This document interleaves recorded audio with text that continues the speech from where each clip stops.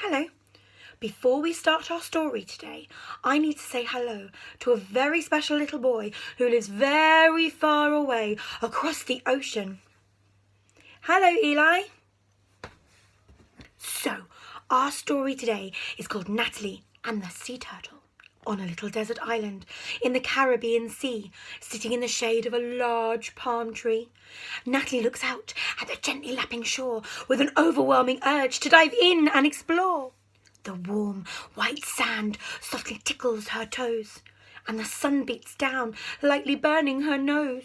The trees sway gently in the tropical breeze as Natalie runs down to the crystal clear sea. With a squeal of delight, she jumps in with both feet and dives down deep to see who she can meet. A huge coral reef spreads across the seabed, a carpet of colour, yellow, green, blue and red. A sudden flash of fin catches Natalie's eye as a large grey fish swims slowly by.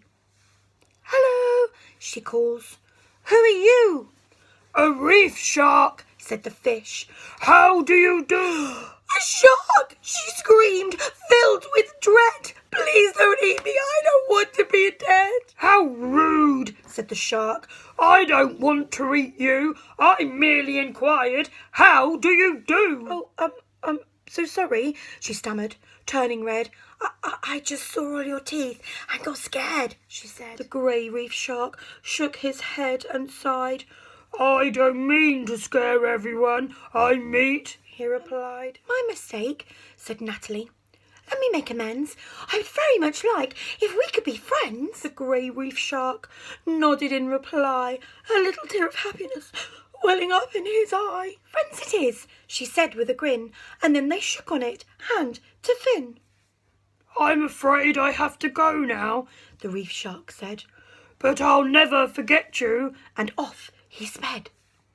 She smiled as she watched him swim away. What a very exciting start to the day. "Hello," squeaked a voice. "Can you help me? I seem to have lost my entire family." She turned to see where the voice was coming from and saw a teeny jellyfish looking very glum. "Oh dear, you poor thing. Please let me help you. Where'd you last see them? Let's look for a clue." "We were all swimming out by the edge of the reef, but we scattered when we saw a shark with huge teeth." The jellyfish wobbled and started to cry. "Don't worry," said Natalie. "I'm sure they're close by. Let's swim to the edge of the reef and see. I'll help you find them. Just stick with me." So Natalie and the jellyfish swam side by side to find where his family had gone to hide. At the edge of the reef, they looked all around. Not one single soul was there to be found. But just as the jellyfish started to weep, Natalie saw something rise up from the deep. Like tiny little lanterns in the night all aglow, 1,000 teeny jellyfish rose up from below. "It's them! They're here! Oh, thank you!" he cried. "I wouldn't have found them without you," he sighed. "You're welcome," she smiled as he rejoined the others, his hundreds and hundreds of sisters and brothers. "I'm afraid I have to go now. I wish I could stay, but I'll never forget you," he said as they all swam away. She smiled as she waved her new friend goodbye. "Well, I guess it's time to go back now," she sighed. But just as she started to swim to the shore, she saw something ahead that looked like an oar. But as she got closer, she started to smile, for it was attached to a large green reptile. A flipper it was, and not an oar, and it wasn't just one, it was one of 4. "Oh my goodness," she squealed. "You're a turtle, aren't you?" "Whoa, whoa, whoa! What's all the hullabaloo?" "I'm sorry, I'm just so excited, you see. I didn't mean to shout at you quite so loudly." "Nice to meet you," he said. "But please, calm down, dear. I'm very old, you see, and noise hurts my ears." "My apologies," she said softly with a grin. "I want to Mr. Turtle. Can I join you for a swim?" He looked quite puzzled at this strange little girl. Then the corners of his mouth began to curl. A huge great grin spread across his old face. He chuckled and said, "Let's have a race. Fast to the shore is the winner," he cried.